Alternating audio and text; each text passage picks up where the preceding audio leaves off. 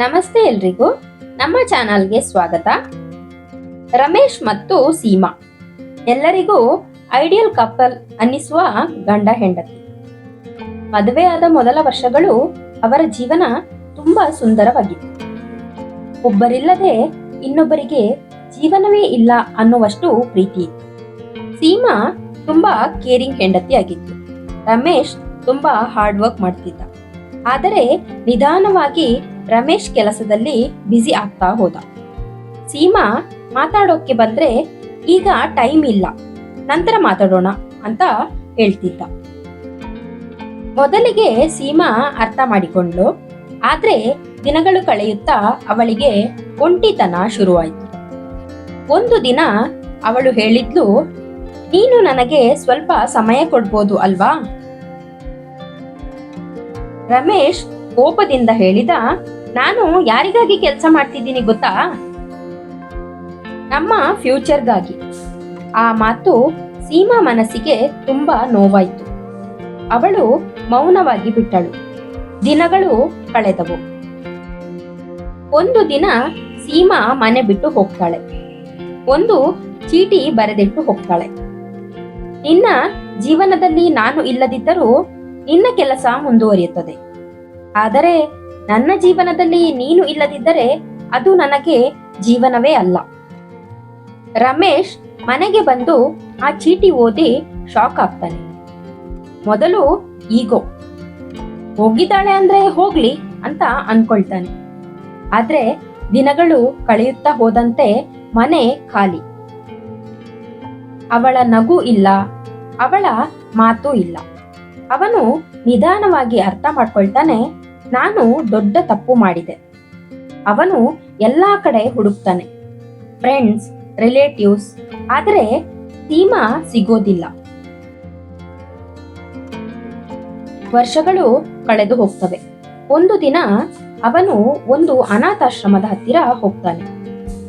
ಅಲ್ಲಿ ಸೀಮಾ ಮಕ್ಕಳ ಜೊತೆ ನಗುತ್ತಾ ಆಟ ಆಡ್ತಿರೋದು ಕಾಣಿಸುತ್ತೆ. ರಮೇಶ್ ಕಣ್ಣೀರಿನಿಂದ ಅವಳನ್ನ ನೋಡ್ತಾ ನಿಂತ್ಕೊಂಡಿರ್ತಾನೆ. ಅವನು ಅವಳ ಬಳಿ ಹೋಗ್ತಾನೆ. ಸೀಮಾ.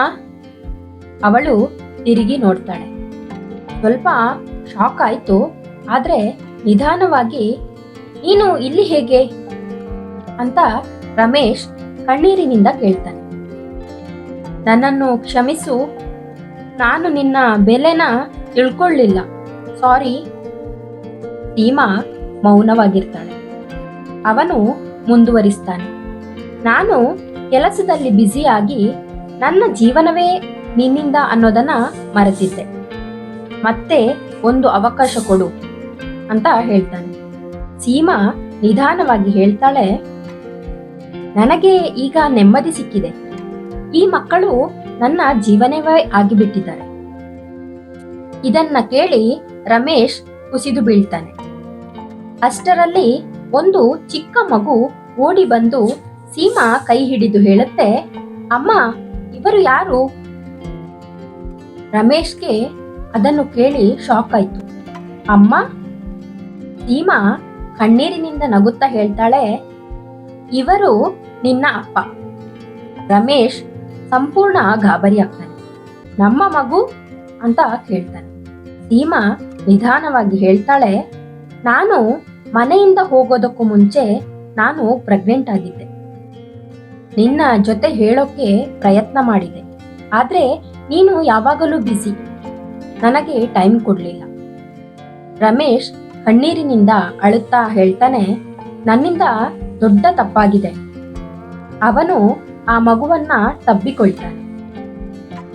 ಕೆಲವು ದಿನಗಳ ನಂತರ ರಮೇಶ್ ತನ್ನ ಜಾಬ್ ಬ್ಯಾಲೆನ್ಸ್ ಮಾಡ್ಕೊಳ್ತಾನೆ.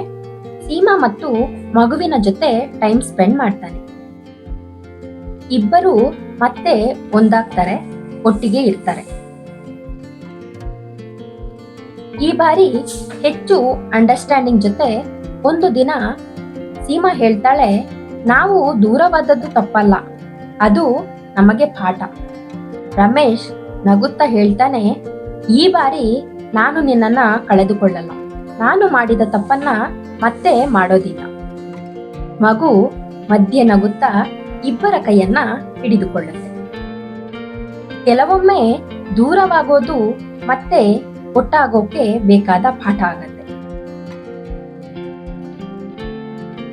ಈ ಕತೆ ನಿಮ್ಗೆ ಇಷ್ಟ ಆಯ್ತು ಅಲ್ವಾ? ಇಷ್ಟ ಆಗಿದ್ರೆ ಲೈಕ್ ಮಾಡಿ, ಶೇರ್ ಮಾಡಿ, ಸಬ್ಸ್ಕ್ರೈಬ್ ಮಾಡದೆ ಇಷ್ಟೊತ್ತು ವಿಡಿಯೋನ ನೋಡಿದ್ರೆ ಪ್ಲೀಸ್ ಸಬ್ಸ್ಕ್ರೈಬ್ ಮಾಡಿ. ನಿಮ್ಮ ಅನಿಸಿಕೆ ಅಭಿಪ್ರಾಯಗಳನ್ನ ಕಮೆಂಟ್ ಸೆಕ್ಷನ್ ಅಲ್ಲಿ ಕಮೆಂಟ್ ಮಾಡಿ. ಮತ್ತೆ ಮುಂದಿನ ಹೊಸ ವಿಡಿಯೋದೊಂದಿಗೆ ಸಿಗೋಣ. ಇಂತಿ ನಿಮ್ಮ ಪ್ರೀತಿಯ ಜೀವಧ್ವನಿ. ವಿಡಿಯೋ ನೋಡಿದ್ದಕ್ಕಾಗಿ ಧನ್ಯವಾದಗಳು. ನಮಸ್ಕಾರ.